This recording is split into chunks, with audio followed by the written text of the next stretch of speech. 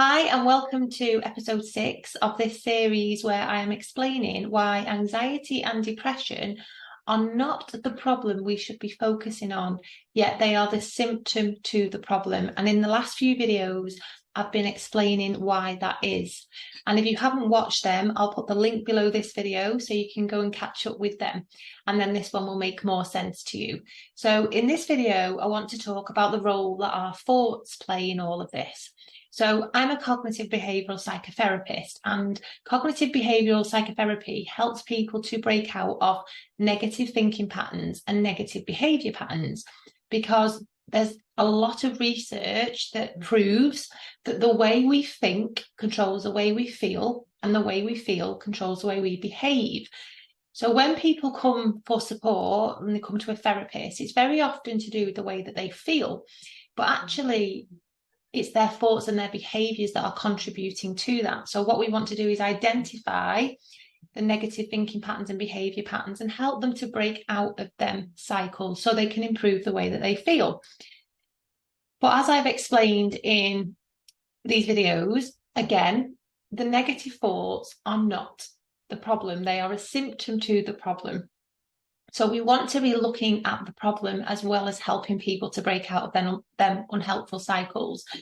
So negative thoughts come from our fears and our beliefs. So I gave an example in one of the previous videos that if somebody has a fear of dogs and they're walking down the street and they see a dog, their brain is going to trigger a negative thought. They won't invite that thought into their head. It will just be triggered. And it will be triggered from the fear. And the thought is likely to be, oh my goodness, that dog's going to bite me. And then that thought is going to make them feel anxious. And then the anxiety is going to make them want to run away from the dog, avoid the dog.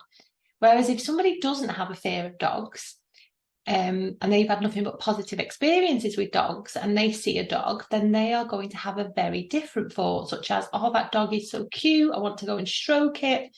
Something along them lines. So it's just really important that we see our negative thoughts as, again, a signal that our brain is trying to protect us from something. They are not actually the problem. They are a signal to the problem. So our brain has a very important job to protect us. And when we do have fears or negative beliefs, it will distort our thinking to help us with this. And there are negative thoughts, which are known as cognitive distortions, also known as thinking errors.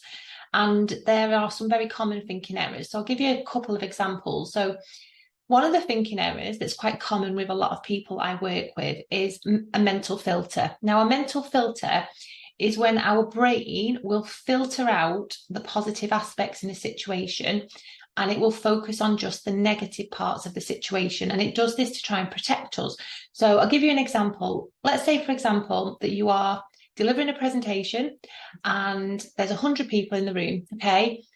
And at the end of the presentation, you've got 95% of the audience are clapping and saying, well done, that was really good.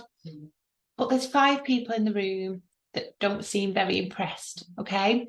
Now, if you have a mental filter on your brain, what will happen is your brain will totally ignore those 95 people that are clapping, and it will focus on the 5 that are not.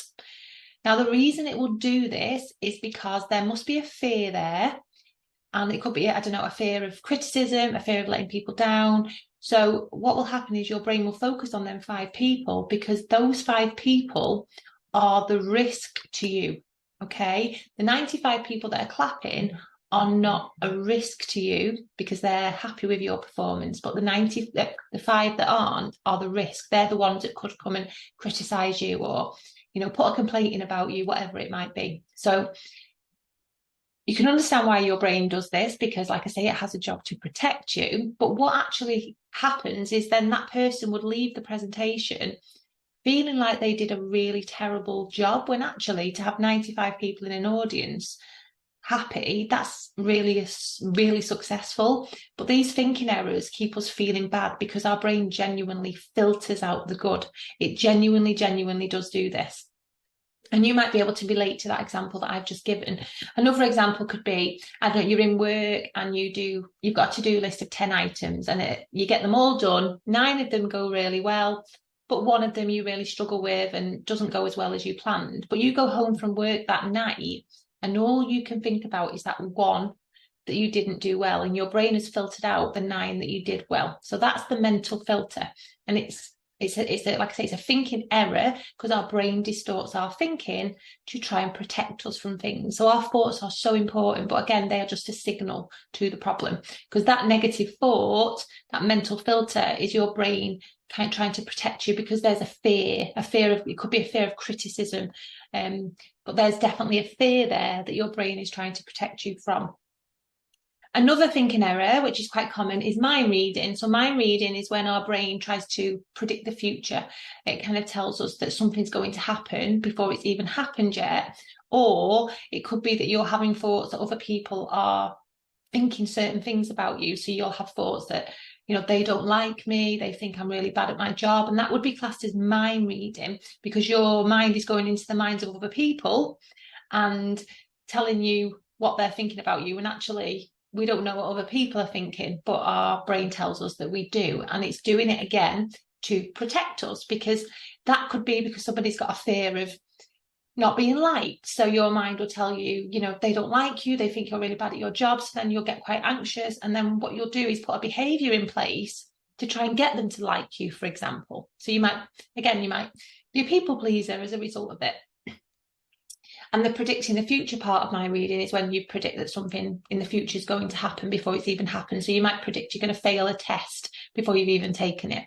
So these thinking errors happen because our brain's trying to protect us, but they keep us feeling bad about ourselves. And that's the problem with the thinking errors, is we understand why our brain does it, but they are problematic because they keep us feeling bad and scared and anxious. So we really need to understand them. So that's only 2 examples. There are many different thinking errors, but that's 2 examples of them. Now, what I like to do when I work with people, and what I had to do on my own journey, was start to understand that thoughts are not facts, and they are our brain trying to signal to us that something inside of us needs our attention. And there's a technique in CBT called the downward arrow technique, where you can get to the meaning of a thought, because it's not the thought that's the problem, it's the meaning behind the thought that is the problem.